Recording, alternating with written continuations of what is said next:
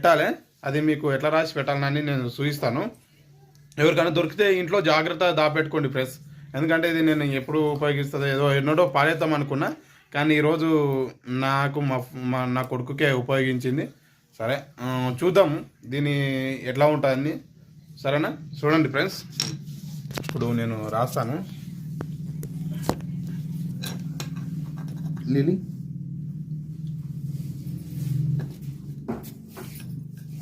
Water తాగిందా ఆవిడ? వేరే మంచి నీళ్ళు చాలా ఇబ్బందితో కూర్చున్న పని ఇది.